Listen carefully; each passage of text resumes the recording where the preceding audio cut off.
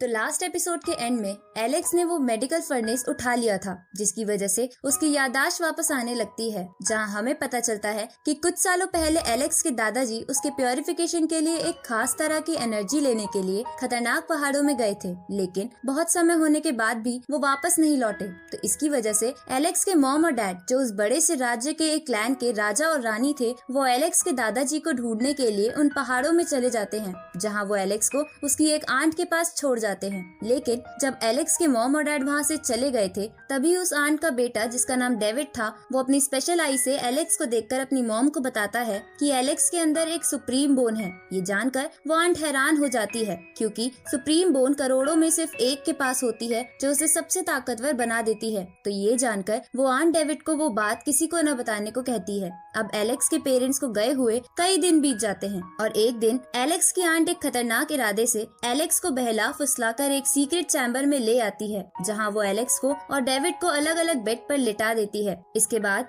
वो आंट अपने एक आदमी से एलेक्स को बांधकर उसकी सुप्रीम बोन निकालने को कहती है। तो वो आदमी एक नुकीले चाकू की मदद से एलेक्स की बॉडी में छेद करके उस सुप्रीम बोन को निकाल लेता है, लेकिन इसकी वजह से एलेक्स को बहुत दर्द होता है, क्योंकि उसे बेहोश तक नहीं किया गया था। इधर उन सबको ये करते हुए एक नैन्सी नाम की बच्ची देख लेती है, जो एलेक्स के परिवार की ही बच्ची थी, और अब वो घबराकर किसी को बुलाने वहाँ से चली जाती है। इधर वो आदमी सुप्रीम बोन निकालकर डेविड के अंदर डालने लगता है, क्योंकि वो आंट अपने बेटे को सबसे ताकतवर इंसान बनाना चाहती थी, ताकि उसका बेटा पूरे साम्राज्य पर राज करे। अब जब वो आदमी ऐसा कर ही रहा था, तभी वहाँ एलेक्स के नाना जी आ जाते हैं और उस आदमी को मारकर उस आंट का गला पकड़ लेते हैं। तो डेविड अपनी गर्दन पर चाकू रखकर कहता है कि मेरी मॉम को छोड़ दो, नहीं तो मैं खुद को भी मार लूंगा। ये देखकर वो गुस्से में दोनों को अपने सबसे बड़े पूर्वज के पास ले जाते हैं, जो सभी क्लैंस का फैसला करते थे, जहां वो उस आंट को जान से मारने की गुजारिश करते हैं। जिस पर डेविड के पिता, जिसका नाम लुइस था, जो एलेक्स के पिता का भाई भी था, वो कहता है कि अब तो वो बोन ट्रांसफर हो चुकी है, तो प्लीज आप ऐसा मत कीजिए। तो एलेक्स के नाना जी बोलते हैं कि कम से कम मेरे पोते की सुप्रीम बोन वापस कर दो।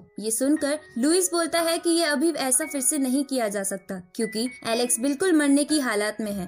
साथ ही वो सुप्रीम बोन निकालने की वजह से एक छोटा बच्चा भी बन चुका था। अब वो पूर्वज एक फैसला सुनाते हैं कि अगले 10 साल तक इस पर कोई डिस्कशन नहीं होगा, और 10 साल के बाद अगर एलेक्स जिंदा रहता है तो वो बोन एलेक्स को वापस दे दी जाएगी। आगे एलेक्स के नाना जी उसके डैड और मॉम को लेटर की मदद से वहाँ बुला लेते हैं। इधर लुइस अपनी सारी सेना को इकट्ठा करके नैन्सी को ढूंढ रहा था, क्योंकि नैन्सी के पास एलेक्स था और लुइस उसे मारना चाहता था, क्योंकि वो सुप्रीम बोन को अपने क्लैन के अंदर ही रखना चाहता था। साथ ही उसने एलेक्स के डैड की सेना को भी अपने उसमें शामिल कर लिया था। अब एलेक्स के डैड और मॉम के वहाँ पहुँचने पर नैन्सी उन्हें एलेक्स दे देती है, जो अब भी बहुत वीक था। साथ ही वो उन दोनों को सारी बात बता देती है। ये सुनकर एलेक्स के डैड बहुत ही ज्यादा गुस्सा हो जाते हैं और उन सबको जान से मारने का फैसला करते हैं। अब हम एपिसोड 1 की ओपनिंग सीन को देखते हैं, जहां एलेक्स के डैड, जिनका नाम जेसन था, वो एलेक्स को गोदी में लेकर सबको मारने के लिए आगे बढ़ रहे थे, पर वो सारी सेना उन्हें रोकने लगती है।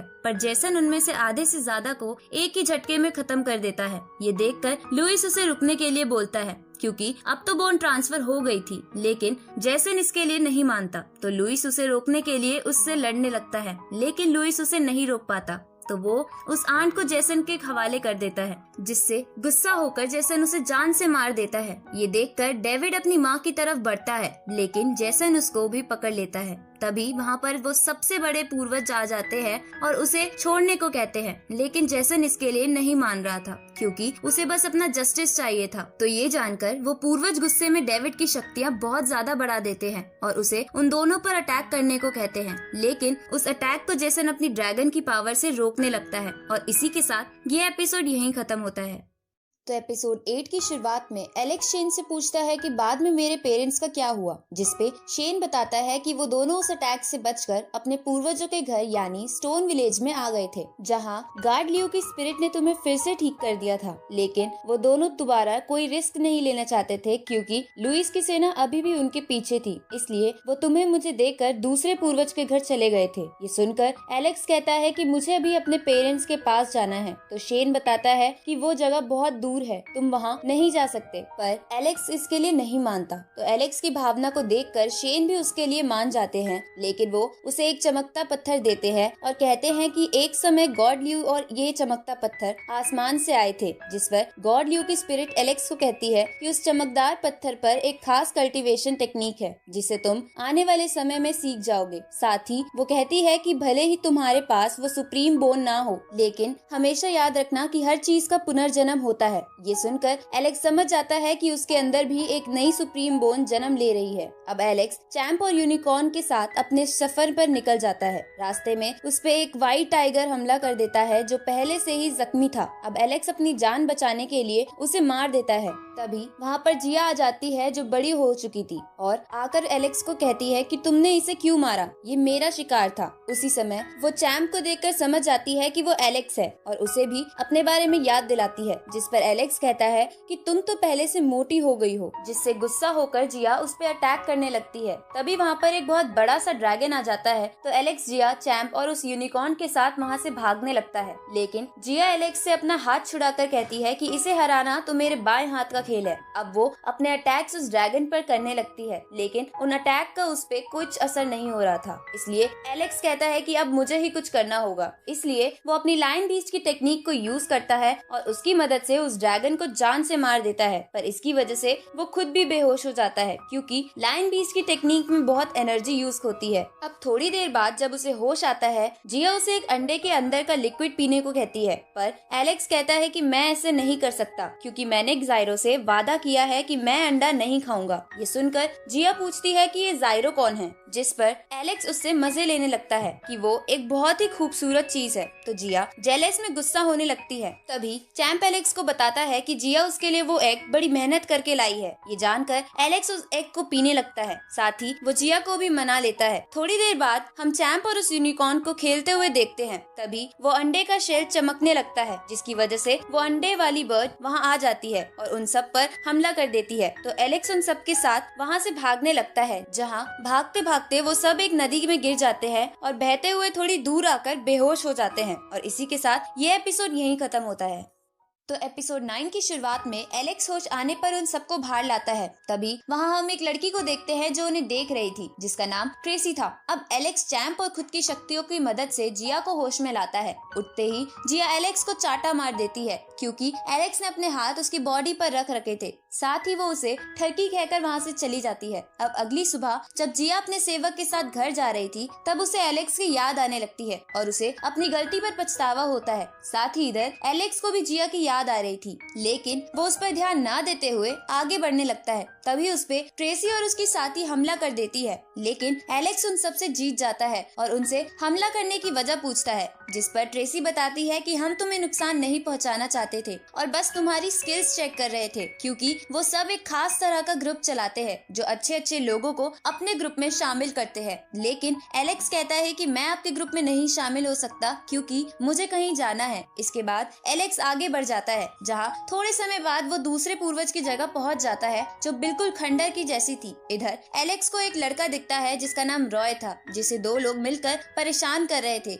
क्योंकि वो किसी ओल्ड मैन के लिए दवाई लेकर वहाँ से जा रहा था। ये देखकर एलेक्स उन्हें वहाँ से डराकर भगा देता है। तभी उसे एक कबूतर देख लेता है और जाकर ये बात एक आदमी और उसकी बहन को बता देता है जो लुइस के क्लैन से ही थे।